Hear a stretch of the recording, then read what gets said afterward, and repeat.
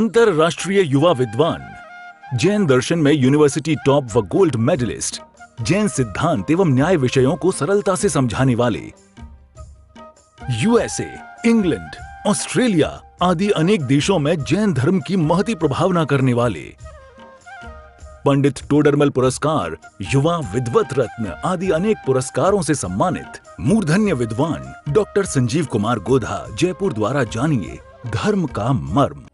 इस कार्यक्रम के प्रायोजक हैं doctor Trilok Chand Jain, tax advocate, Bharatpur Jaipur वाले, श्रीमती सुनीता जैन, सीए लोकेश जैन, श्रीमती पूजा जैन, दुबई, प्रशांत जैन, डॉक्टर प्रीति जैन, जयपुर, मंगलार्थी सीए अभिषेक जैन, आत्मार्थी समीक्षा जैन, जयपुर, सीए अभिषेक जैन, सीए स्वाति जैन, मुंबई, प्रशस्ति जैन, लब्धि जैन, ध्रुव जैन, प्रशम जैन एवं त्रिलोक जैन एंड कंपनी, रणजीत नगर, भरतपुर, राजस्थान। हरिहंत सिद्ध सूर्य उपाध्याय साधु सर्व अर्थ के प्रकाशी मांगलिक उपकारी है। तिनको स्वरूप जाने राग ते वही जो भक्ति कार्य को नमाई स्तुति को उचारी है। धन्य धन्य तिन ही ते काज सब आज भये कर जोड़े बार बार वंदना हमारी है। मंगल कल्याण सुख ऐसो हम चाहत हैं। ओ मेरी ऐसी दशा जैसी तुमरी, ओ मेरी ऐसी दशा जैसी तुमरी है। ओ मेरी ऐसी दशा जैसी तुमरी है। क्षत्र चूड़ामणि नामक यह ग्रंथ 7वें लंब के अंतर्गत चलती हुई इस नई कथा में कल हमने आपके बीच में कुछ चर्चा की, जिसमें जीवनधर कुमार जिस जगह पहुंच गए थे वहां सामने से राजकुमार तीर चलाकर आम तोड़ने का प्रयास कर रहे थे। आम उनसे नहीं टूट रहे थे और तीर पे तीर चलाए जा रहे थे। जीवनधर कुमार ने धनुष बाण अपने हाथ में लिया और एक ही तीर में आम नीचे गिरा दिए। इस विद्या को देखकर वे सहज ही उनकी तरफ आकर्षित हुए। वे राजकुमार थे तो नज़दीक आए और नज़दीक आकर उन्होंने जीवनधर कुमार को अपना परिचय दिया कि ये हमारे पिता का नाम है, ये माता का नाम है और हम लोग उनके सब पुत्र हैं। हम लोग उम्र में तो बड़े दिखते हैं लेकिन बुद्धि में बड़े नहीं हैं। हम में इतनी योग्यता नहीं है, विद्या हम प्राप्त नहीं कर सके। और ऐसा कहते हुए उन्होंने जीवनधर कुमार से निवेदन किया कि आप हमें, आपको यदि ऐतराज नहीं हो तो हम आपका नाम अपने पिता को रिकमेंड करते हैं। आप हम लोगों को शिक्षा दो, धनुर्विद्या में निपुण करो। बहुत समय से किसी अच्छे गुरु की तलाश कर रहे हैं हमारे पिता जो राजा हैं, कोई मिल नहीं रहा है। आपको ऐतराज नहीं हो तो आप ऐसा करो।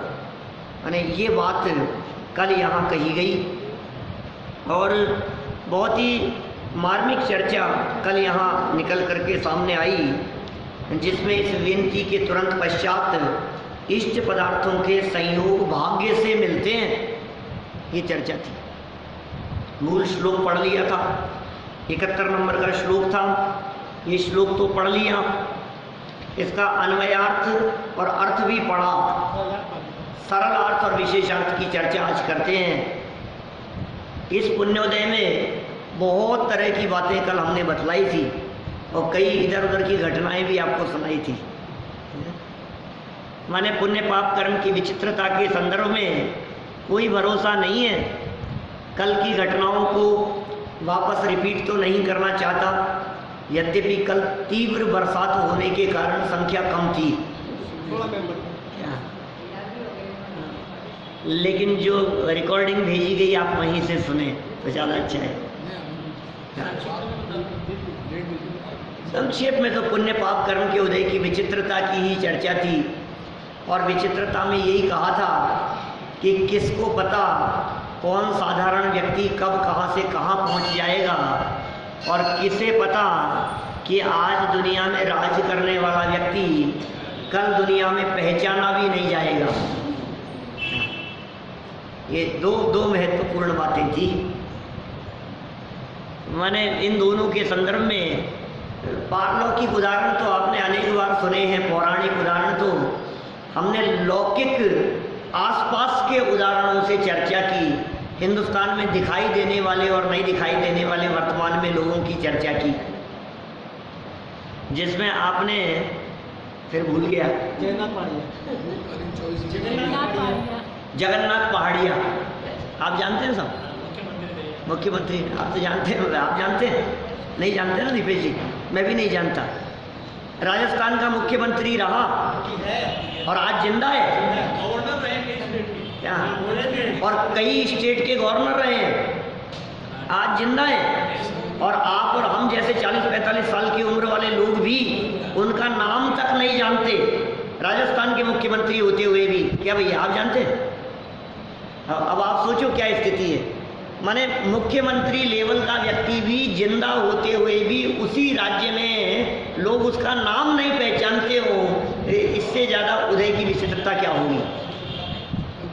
और एक प्रधानमंत्री भी है, और दूसरा नाम लिया मैंने, क्या एक प्रधानमंत्री भी है जिनको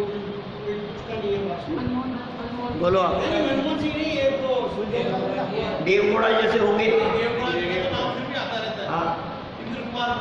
इंद्र कुमार गुजराल वगैरह ऐसे प्रधानमंत्री। कौन किसको पूछता है? फिर एक दूसरा एग्जाम्पल मैंने दिया था, बस एक दो वाक्य कह करके आगे बढ़ते हैं अपन लोग। मैंने उदाहरण दिया एक ऐसे व्यक्ति जो जिनने सपने में भी नहीं सोचा था कि मुझे इस पद की प्राप्ति हो सकती है, अचानक सूचना मिलती है कि आपको भारत का प्रधानमंत्री बनाया जाता है। 12 घंटे पहले मनमोहन सिंह जो भी हुआ, उनके तो फिर लाइन में तो थे। अच्छा नहीं बनते तो वो नहीं बनते। हाँ बोलो आप, ऐसा हो जाता है। उसकी पत्नी को ऐसा आश्चर्य हुआ, वो तो भोजन बना रही थी, मनमोहन सिंह की पत्नी, और सूचना मिली कि तुम्हारे हस्बैंड प्रधानमंत्री बन गए। कैसे कैसे हो सकता है? मैं ही मिली क्या मजाक करने के लिए?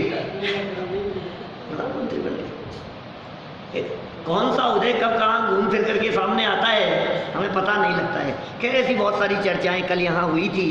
आप देखिए इस उदय की विचित्रता के संदर्भ में, और ये ऐसी बातें ऐसे व्यक्ति से कह दी जाए जो अपरिचित हो, जिसको हम जानते नहीं हो, जैसे गांधी जी वगैरह की चर्चा की और कई घटनाएं ऐसी बतलाई आपको, जिनको नहीं जानते हो।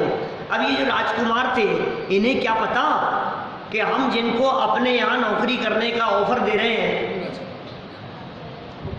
ऑफर ही तो दे रहे हैं कि आप हमारे यहाँ आ जाओ, हम पिता से कहते हैं और वो आपको नौकरी पे रख लेंगे, आप हम लोगों को धनुर्विद्या सिखाना, सीख लेंगे आपसे, यदि आपको ऐतराज नहीं हो तो ये काम हो सकता है। उन्हें क्या पता जिससे निवेदन किया जा रहा है वो राजा है। देखिए सरल अर्थ, उस राजकुमार के विनय सहित आग्रह पूर्ण निवेदन का जीवनधर कुमार निषेध नहीं कर पाए और राजा दृढ़ मित्र से मिलने के लिए राजकुमार के साथ चल दिए, क्योंकि कर्म प्राणियों को इष्ट अनिष्ट पदार्थों का स्वयं संबंध करा देता है। देखो श्लोक में कुछ बात थी, सरल अर्थ के अंदर इन्होंने इष्ट अनिष्ट संयोग है भाई साहब, इष्ट हो चाहे अनिष्ट हो, ये कर्म सब करा देता है। आपको पता नहीं है, नहीं चाहते हुए भी आपसे क्या क्या काम करा देगा क्या, और चाहते हुए भी वो काम नहीं कर पाओगे। ये कर्म की लीला बड़ी विचित्र है। ये निमित्त रूप से कथन है भाई, संयोगों का मिलना और संयोगों का बिछड़ना, इसमें कर्म के उदय का बहुत बड़ा योगदान देखा जाता है। तुम्हारी चलती नहीं है कर्म के आगे, किसकी चले? इसलिए कर्मों की मुख्यता से कथन होते हैं। इसलिए अरे 3 अनुयोगों में तो कर्म की मुख्यता से ही कथन है। रतवानुयोग, कर्णानुयोग, चरणानुयोग, इनमें तो कर्म की मुख्यता से ही कथन मिलेंगे। इसलिए जब कभी ये बात कही जाती है कि सुनो कर्म कुछ नहीं करते हैं, तो लोगों को स्वीकार नहीं होती है। तो कैसे स्वीकार करें? अधिकांश कथन तो उस प्रकार फिर जब हम आगम प्रमाण प्रस्तुत करते हैं तो परसेंटेज निकालने लगते हैं। वो ये कहते हैं 2% तो ये बात मिलती है कि कर्म कुछ नहीं करते, और 98% ये मिलती है कि कर्म ही सब कुछ करते हैं। तो महत्वपूर्ण बात कौन सी हुई? जो 98% कह रहे हैं। मूल बात तो वो, अरे कितनी बाहुल्यता से वर्णन आया, तुम निषेध करते हो नहीं करते, 2% बात को उठा करके।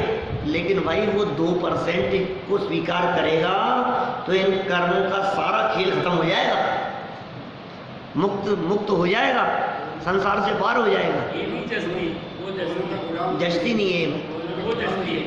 2% जिनको लोग मानते हैं उनको लोग नियतिवादी मानने लगते हैं। देखो विशेषार्थ देखो, आगम में कर्म के मूल वेद ज्ञाना वर्णादि 8 बताए हैं।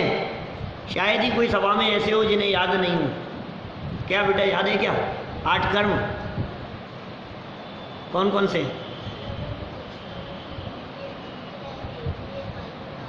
एक बार तालियां बजाते। 8 कर्मों के नाम। सवाल ये नहीं है कि याद है कि नहीं है, सवाल ये है कि अचानक पूछने पर तुरंत जवाब मिलता है। ये बहुत बड़ी चीज़ है। याद किए हुए भी जवाब नहीं दे पाते। चलो ये सब आंटी की मेहनत है। 148 प्रकृतियाँ याद करके सुनाइए लोग, मैं तो भ्रम में था। 8 कर्मों की 148 प्रकृतियाँ। चलिए, तो ये 8 मूल प्रकृतियाँ हैं, तो औरों को तो सबको याद होगी ही, और जिन्हें याद नहीं हो उनको थोड़ा सा अपनी बुद्धि के बारे में विचार करना चाहिए। 8 कर्मों के बारे में क्या क्या है देखो। इनमें इन 8 में से 4 घातियाँ हैं और 4 अघातिया कर्म हैं। 8 में से 4 घातिया और 4 अघातिया। आप जानते हैं घातिया क्या होता है? घातिया कर्म होते हैं वो घात करने वाले होते हैं। किसका? स्वभाव का। आत्मा में ज्ञान है, आत्मा में दर्शन है, आत्मा में सुख है, चारित्र है, वीर्य है। बोले इन गुणों का जो घात करे, इन गुणों को जो प्रकट न होने देवे, इन गुणों का जो विकास न करने देवे, वो कौन से कर्म हैं? घातिया। जैसे ज्ञानावरणी, ज्ञान का घात। दर्शनावरणी, दर्शन का घात कर रहा है। मोहनीय, श्रद्धा और चारित्र का घात कर रहा है। अंतराय, वीर्य का घात कर रहा है, बाधा उत्पन्न कर रहा है, आंतरिक शक्ति को व्यक्त नहीं होने दे रहा है। तो ये 4 तो हो गए घातिया। अब आगे कहाँ? अघातिया कर्म के 4 वेद हैं। कौन कौन से? वेदनीय, आयु, नाम और गोत्र कर्म। इनमें से यहाँ वेदनीय कर्म की मुख्यता से कथन है। मुख्यता से तो वेदनीय की है, लेकिन चारों जो अघातिया कर्म होते हैं इनके फल में संयोग मिलते हैं अघातिया कर्मों से। अघातिया कर्म इस जीव को सुखी दुखी करने में समर्थ नहीं होते। अघातिया कर्मों के उदय से, उनके फल से परिस्थितियां बदलती हैं।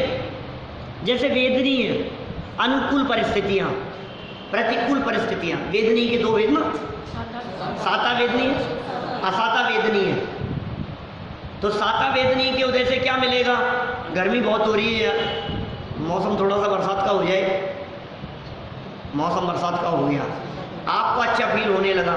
साता वेदनीय कर्म का उदय चल रहा है अंदर में।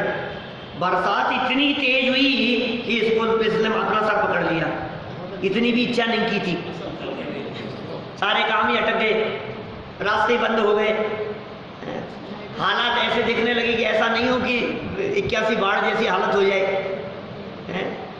ये क्या हुआ? तो तुरंत अंदर में जब फीलिंग बदल गई तो उदय बदल गया। तुम्हारा उदय बदला है, तुम्हारे असाता का उदय आ गया।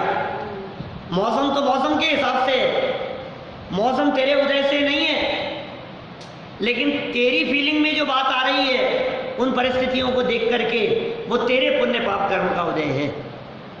सारे संयोग, घर कैसा होगा, जमीन जायदाद कैसी होंगी, परिवार कैसा होगा, पत्नी पुत्र कैसे होंगे, ये सब क्या है? संयोग, वेदनीय कर्म। अच्छा, अकेला वेदनीय नहीं, नामकर्म, नामकर्म का क्या काम सुबोध जी? शरीर। ये मैं पूछता नहीं हूँ एक्चुअल में, क्या क्या अंकल पीछे? नामकर्म से शरीर संरचना, माने ये याद होनी चाहिए। कुछ बातें ऐसी हैं नीरज जी साहब। नामकर्म से क्या मिलता है? शरीर, शरीर की संरचना, शरीर की व्यवस्थाएं भी। अब कौन करे इस शरीर की व्यवस्था को? कौन चलाए अपने हिसाब से शरीर? कभी कभी मैं जब कर्मों के ऊपर जो मेरे प्रवचन है उनमें मैं इस तरह की बात कहता हूँ, ये 8 कर्म निहाल जी साहब हमारे को निश्चिंत करते हैं। हमारे जितने कोई काम नहीं सब मेरे। इन कर्मों ने अपना अपना डिपार्टमेंट संभाल रखा है, और जिन्होंने अपना डिपार्टमेंट संभाल रखा है वो ये कह रहे हैं, हे जीव तू शरीर की तरफ से ध्यान हटा, क्योंकि शरीर का डिपार्टमेंट नामकर्म ने संभाल रखा है। तू चिंता मत कर सर में बाल रहेंगे कि उड़ेंगे कि सफेद क्यों हो रहे हैं। तू चिंता मत कर दांत हिल क्यों रहे हैं और कब तक रहेंगे। तू इस बात की चिंता मत कर घुटनों के दर्द का क्या होगा। ये नामकर्म की व्यवस्था है, उसने संभाल रखी है सारी व्यवस्था। ठीक होना होगा तो दुनिया की कोई ताकत बिगाड़ नहीं सकती, और बिगड़ना होगा तो दुनिया की कोई ताकत सुधार नहीं सकती। ये सारा डिपार्टमेंट संभाल रखा है नामकर्म ने। अब चेतन क्या करे? तो नामकर्म कहता है जो व्यवस्था मैंने संभाल रखी है तू उसमें अपना माथा मत मार, तू अपना काम कर, निश्चिंत हो जाए। तो निश्चिंत हो जा। शरीर से ध्यान हटा ले कि साहब शरीर से तो हटा लिया, बिजनेस की व्यवस्था का क्या होगा, दुकानदारी का क्या होगा? तो वेदनीय कर्म कहता है कि हमने संभाल रखी है व्यवस्था। क्या? तो दुकान से ध्यान हटा दे। अब इधर सब जगह से हटा दिया तो फिर ये कहता है शरीर से तो कोई बात नहीं, लेकिन ये विकल्प तो मुझे आता ही है कि ये मनुष्य जीवन खत्म नहीं हो जाए। ये कब तक रहेगा? तो आयु कर्म कहता है तुम चिंता मत करो, मैं हूं तब तक दुनिया की कोई ताकत तुम्हें मार नहीं सकती। मैं बैठा हूं ना, तुम क्यों चिंता कर रहे हो? मैं मर नहीं जाऊं, मैं मर नहीं जाऊं, मैं जिंदा रहूंगा कि मर जाऊंगा। ये आयु कर्म निश्चिंत कर रहा है तुम्हारे को। दिमाग मत लगाओ कि नहीं नहीं साहब फिर तुम खत्म हो जाओगे, तो तुम खत्म हो जाओगे तो चिंता तो करनी पड़ती है ना। मर नहीं जाऊं मैं, तुम्हारी तो जिंदा रहने की गारंटी है, और तुम खत्म हो गए और मैं मर गया तो क्या होगा? कि सुन, तेरे विकल्प करने से कोई बचा भी नहीं पाएगा। शरीर से ध्यान हटा, जीवन से ध्यान हटा, जिंदगी मरण से विकल्प तोड़ दे। बाहरी संयोगों से घर गृहस्थी, परिवार, संयोग, दुकानदारी, जमीन जायदाद, मकान, पैसा, धन संपत्ति, सबसे दिमाग हटा ले। इस सबसे हटाऊंगा तो करूंगा क्या? कि तू ज्ञाता दृष्टा है, अपने स्वभाव को देख। ये कर्म सिद्धांत बता रहा है। आप सोचो इन कर्मों को जानने की भी कितनी अहमियत है। ये कर्म कितना वजन हमारे माथे से उतारते हैं। इन कर्मों ने हमारे को कितना निष्फिक्र कर दिया है। ये कर्मों ने, इस कर्म सिद्धांत को समझने से भी दृष्टि स्वभाव सन्मुख होती है।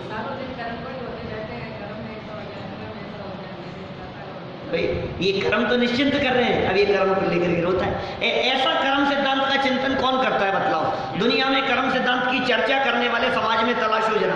आत्मा की चर्चा करने वाले तो कम है। क्या साहब चावड़ा जी साहब, आत्मा की चर्चा करने वाले तो कम है। ये भी चावड़ा है आपके मसल वाले। आत्मा की चर्चा करने वाले तो कम है। सुनो, कर्म की चर्चा करने वाले तो समाज में बहुत है। कर्म का उदय, कर्म का उदय, कर्म का उदय। क्या करें साहब? अब कर्म के उदय की चर्चा करके रोते हो या कर्म की चर्चा, उदय की चर्चा करके प्रसन्न होते हो? बोलो। तुम कर्म सिद्धांत को सही रूप में तुमने कब पढ़ा? कर्म के उदय की बात कर करके रोते रहो तो तुम्हें कर्म सिद्धांत पढ़ना नहीं आया। कर्म सिद्धांत की चर्चा करके दृष्टि स्वभाव सन्मुख हो, उसने सच्चे अर्थों में कर्म सिद्धांत को पढ़ा है।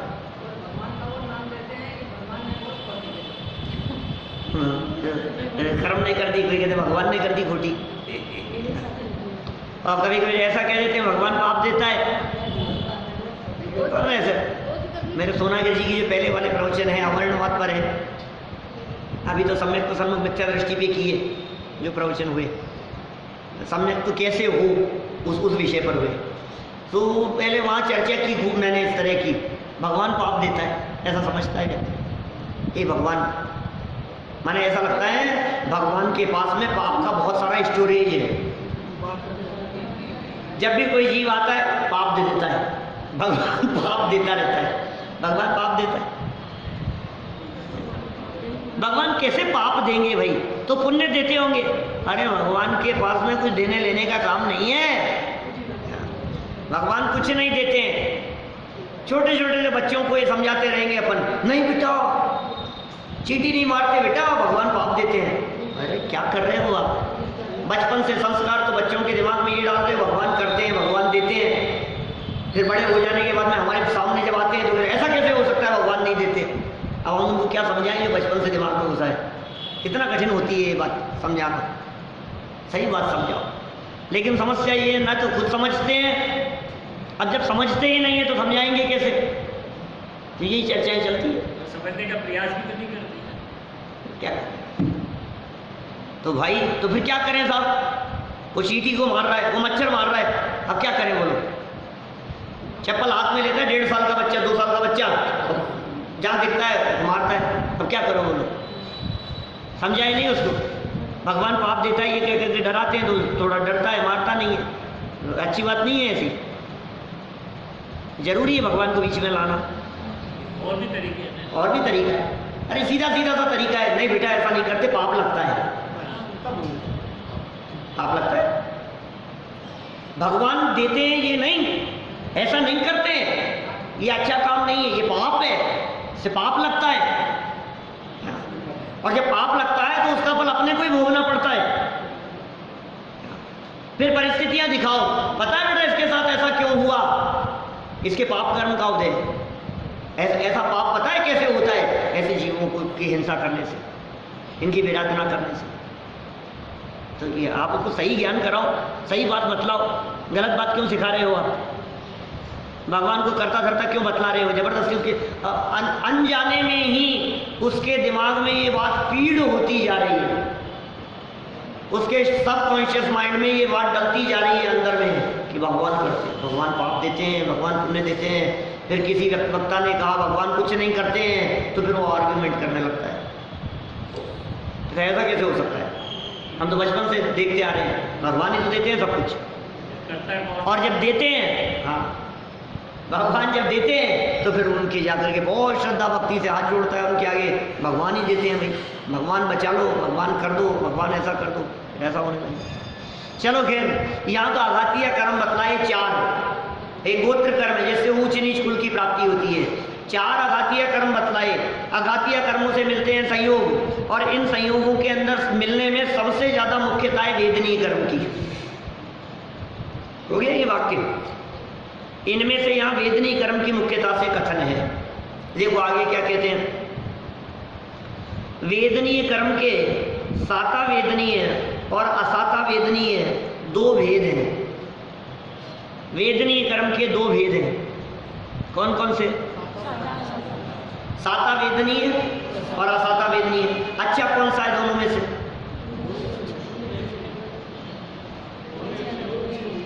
दोनों ही अच्छे नहीं है, किसी को अच्छा तो नहीं लग रहा है। मैं देख रहा हूँ अपनी सभा में कोई ऐसे तो नहीं है जिन जो ये कह रहे हों कि साता वेदनी अच्छा है दोनों में से।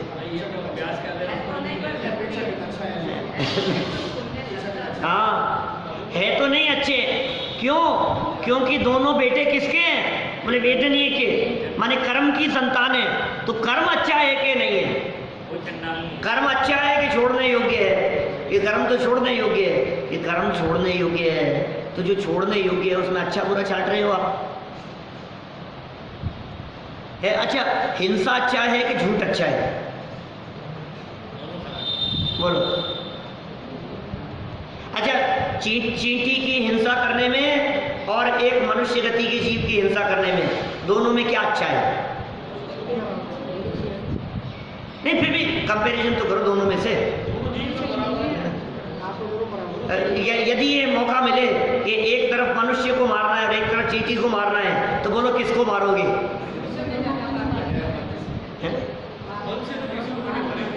फिर देखो क्या क्या कहता है, फिर तुरंत डिसीजन लेने लगता है, हाँ यार उसको मारने से तो अच्छा है चींटी कोई मार लेंगे। अरे मार लेंगे ये क्यों भाव आ रहा है? पाप तो पाप है ना, बिना मारे नहीं रह सकते हैं क्या? ये तो आपके ऊपर निर्भर करता है ना, हम दोनों को नहीं मारेंगे कि साहब बड़ा झूठ बोलना ज्यादा अच्छा है कि छोटा झूठ बोलना ज्यादा अच्छा है। भाई साहब अच्छा तो ये है कि नहीं हो। दीपेश जी, आप यहाँ से निकलते हो कभी कभी बाइक लेकर के बाहर से, और निकलते समय ज्वारी बाजार पहुंचे और हेलमेट नहीं लगा रखा था, क्या उसने फटाफट चालान बनाना शुरू किया। बोलो 500 रुपये लगे तो अच्छा है कि 100 रुपये लगे तो अच्छा है? अच्छा तो यही कुछ भी नहीं लगे। अच्छा तो यही है ना कि कुछ भी नहीं लगे। फिर जो भी परिस्थिति बने, प्रयास तो हमारा सबसे पहले तो ये प्रयास होता है कि कुछ भी नहीं लगे, फिर सेटलमेंट जहाँ जो हो सो ठीक है। क्यों साहब, कोशिश तो यही है ना। माने अच्छे और बुरे के चुनाव में वो तो दोनों बुरे ही हैं। अच्छा बतलाओ, आपके 101 डिग्री बुखार अच्छा है या 105 डिग्री बुखार? दोनों में से क्या अच्छा है? आपको क्या पसंद है? क्या पसंद है कि क्या बात कर रहे हैं? आपको हम स्वस्थ बैठे हुए नजर आ रहे हैं और आप हमें बुखार पसंद है ये कहलवाना चाहते हो? 101 डिग्री पसंद है कि 105 डिग्री पसंद है? अरे शांति से चुपचाप आ रहे हैं यहाँ पर सुनने के लिए, आपको पसंद नहीं है? हमें बुखार और बीमारी में लाना पसंद है आपको कि नहीं? फिर भी दोनों में से कौन सा? क्या सवाल है? बुखार है, बीमारी है, दोनों में से एक भी पसंद नहीं है, हमें दोनों नहीं चाहिए। तो वेदनीय कर्म दो भेद हैं, इनके पुद्गल विपाकी और जीव विपाकी भी दो भेद कहे जाते हैं। क्या? वेदनीय के पुद्गल विपाकी और जीव विपाकी। विपाक शब्द का अर्थ होता है फल, विपाक माने फल। पुद्गल विपाकी, जिनका फल शुद्ध रूप से पुद्गल पर आता हुआ दिखाई दे। जीव विपाकी, जीव उससे प्रभावित होता हुआ दिखाई दे। ऐसे भी भेद किए जाते हैं। यहाँ वेदनीय कर्म के पुद्गल विपाकी कर्म की चर्चा अपेक्षित है। कर्म देखो, वेदनीय कर्म, साता और असाता कर्म, पुद्गल विपाक, पुद्गल के ऊपर फल आ रहा है, संयोग फलित होते हुए दिखाई दे रहे हैं। मंदिर कैसा मिलेगा, कुल कैसा मिलेगा, परिवार किस तरह का होगा, चप्पल कैसी होगी, शर्ट कैसा होगा, गाड़ी कौन सी आएगी, खराब आएगी कि अच्छी आएगी, खरीदने क्या जाओगे, खरीद के क्या ले आओगे? किसने दिलाया भाई साहब ये? मुझे तो ये बतलाओ, जब अपन लोग 3 लोग मिलकर के, हस्बैंड वाइफ दोनों मिलकर के किसी एक चीज़ के ऊपर निगाह थी कि ये चीज़ खरीदनी है, दोनों ये सोच रहे थे, फिर ये दूसरी ये किसने दिला दी, ये क्यों आ गई, वो क्यों रह गई? बताओ। विचार बदलते नहीं, आखिर किया किसने ये? और फिर घर आकर के जब वो चीज़ खराब होती है तो सर पकड़ते हैं। वो कहता है मैंने तो पहले ही कही थी कि ये नहीं लेनी है, वो कहते हैं मैंने भी कौन सी कही थी, मेरी भी वो जच रही थी। अरे दोनों ही कह रहे हो नहीं जच रही थी, तो फिर ये लाए क्यों? क्या वस्तु से तो पूछो, क्षेत्र से क्षेत्रांतर कौन सी होनी है, एक जगह से दूसरी जगह पर कौन सी जानी है? क्षेत्र से क्षेत्रांतर होने की वस्तु की योग्यता और ये पुद्गल विपाकी नाम के साता और असाता वेदनीय कर्म के उदय का निमित्त, इन दोनों में बनने वाली परिस्थिति ये कैसे बनेगी? देखो जरा क्या कहते हैं यहाँ, पुद्गल विपाकी की चर्चा अपेक्षित है। देखिए क्या चर्चा करते हैं, ये क्या बात कह रहे हैं। पुद्गल विपाकी वेदनीय कर्म के निमित्त से जीव को इष्ट अनिष्ट पदार्थों का संयोग वियोग होता है। इष्ट पदार्थों का भी और अनिष्ट पदार्थों का भी संयोग वियोग रूप परिस्थिति इस वेदनीय कर्म के उदय के निमित्त से बनती है। ये भी बहुत स्थूल कथन है वास्तव में। तो इसकी बारीकी में जाओ तो 2-3 और पॉइंट हैं। मैंने ये जो वाक्य लिखे हैं ना, इन वाक्यों से कुछ अलग हटके कुछ और बारीकी में जाएं तो एक वाक्य तो इसमें लिखा संयोग वियोग होता है। मैं ये कहना चाहता हूँ संयोग ही होता है, साता और असाता के उदय से वियोग नहीं होता। थोड़ी बारीकी में जाके बात कर रहा हूँ, स्थूल कथन है ऐसा समझना, इनकी गलतियाँ निकालने का कुछ प्रयोजन नहीं है। लेकिन बात क्या है, संयोग ही होता है। साता के उदय से अनुकूल संयोग मिलते हैं, असाता के उदय से प्रतिकूल संयोग मिलते हैं। कि चले क्यों जाते हैं, कौन से कर्म के उदय से चले जाएंगे? ये कहता है असाता का उदय आया इसलिए गाड़ी चोरी चले गई। क्या? असाता का उदय आया इसलिए कुर्ता चला गया, ड्राई क्लीन वाले के गया था और आया ही नहीं। असाता का उदय आया तो अब ये ऐसा सोचता है, जबकि ऐसा नहीं है। किसी चीज के चले जाने में, आपके अनुकूल वस्तु के चले जाने में, ध्यान देना दिव्य जी, बार में बात कह रहा हूँ, असाता कर्म का उदय नहीं है।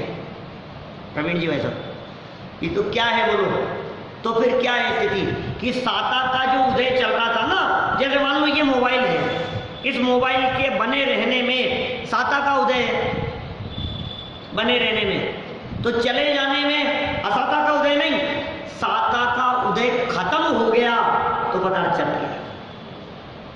नहीं समझा? जब तक उस संबंधी उदय चलता रहेगा तब तक वो पदार्थ बना रहेगा।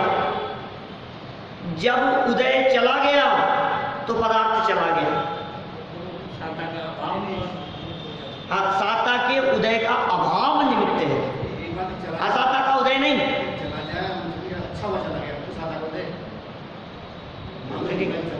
हाँ, अब वो आगे बात करूंगा अभी दूसरी। अभी इतनी बात समझो, जैसे समझो आप होटल में जाकर के हमने कोई रूम बुक कराया, क्या ऐसी जगह पर चले गए जहाँ कोई बहुत कम लोग आते जाते हैं, हम वहाँ रहे, 1 दिन रहे, 2 दिन रहे, 3 दिन रहे, कि कब तक रहेंगे? तो कहता है जब तक किराया देते रहोगे रहते रहोगे। ठीक है ना? तो हम आपसे ये कहते हैं कि ये कब तक वो रूम हमारे पोजीशन में रहेगा, बताओ? जब तक किराया चलता रहेगा। ऐसे ही जब तक ये साता वेदनी कर्म का किराया देते रहे तब तक हमारे संयोग में ये अनुकूल पदार्थ बने रहे। गाड़ी कब तक रहेगी? हर समय उदय चाहिए, हर समय साता वेदनी का उदय, उसके बने रहने के लिए, उसे मेंटेन रहने के लिए। बहुत गजब की बात कहता हूँ, सुनो अंकर, अजीत अंकर, आपके लिए कहता हूँ, सुनो। ये जो पदार्थ मिला हमारे को, ये मिलने में तो साता का उदय था, क्या मेंटेन रहने में भी साता का उदय? समझ में आई बात? मिला ये साता वेदनी कर्म का उदय। अब ये 1 दिन रहेगा कि 3 दिन रहेगा? 1 दिन जितना साता का उदय है तो 1 दिन रहेगा। उदय और ज्यादा चलता रहा तो 3 दिन रह जाएगा। उदय और ज्यादा चलता रहा तो 3 साल रह जाएगा। उदय और ज्यादा चलता रहा तो 30 साल रह जाएगा। जब तक उस संबंधी उदय चलता रहेगा तब तक वो चीज आपके पोजीशन में रहेगी, उसके उदय के काल में। अब ये तो मैंने कहा अनुकूलताओं के बारे में, अब प्रतिकूलता में लगा लो। क्या इतनी खराब चीज आ गई हाथ में, रोज परेशान हूँ इससे। ऐसी मिक्सी चलती है घर में, रोज परेशान है, अटकती है, चलती नहीं, काम नहीं होता है। ऐसी गाड़ी है, क्या खरीदी है, जिस दिन से खरीदी है रोज परेशान हूँ, दुखी हो गया मैं तो इससे कि तेरी ये जो असाता का उदय है, ये गाड़ी कब तक बनी रहेगी असाता के उदय से? कि जब तक असाता का उदय चलता रहेगा तब तक ये बनी रहेगी, और जिस दिन इस संबंधी उदय खत्म हो गया उस दिन ये हट जाएगी, बेच देंगे उसको, निकाल देंगे उसको, आपका उदय बदल गया। माने असाता का उदय हो या साता का उदय हो, संयोग मिलते ही मिलते हैं, जाते नहीं। जाते कैसे हैं? जिस संबंधी उदय खत्म हो गया वो वस्तु चलेगी। इस शर्ट संबंधी उदय चला गया, ये शर्ट चला गया। दूसरे कुर्ते संबंधी चला गया, वो चला गया। चप्पल संबंधी आपका उदय चला गया तो नीचे जाओगे तो चप्पल नहीं मिलेगी। इस कार्यक्रम के प्रायोजक हैं doctor Trilok Chand Jain, tax advocate, Bharatpur Jaipur वाले, श्रीमती सुनीता जैन, सीए लोकेश जैन, श्रीमती पूजा जैन, दुबई, प्रशांत जैन, डॉक्टर प्रीति जैन, जयपुर, मंगलार्थी सीए अभिषेक जैन, आत्मार्थी समीक्षा जैन, जयपुर, सीए अभिषेक जैन, सीए स्वाति जैन, मुंबई, प्रशस्ति जैन, लब्धि जैन, ध्रुव जैन, प्रशम जैन एवं Trilok Jain and company, Ranjit Nagar, Bharatpur, Rajasthan.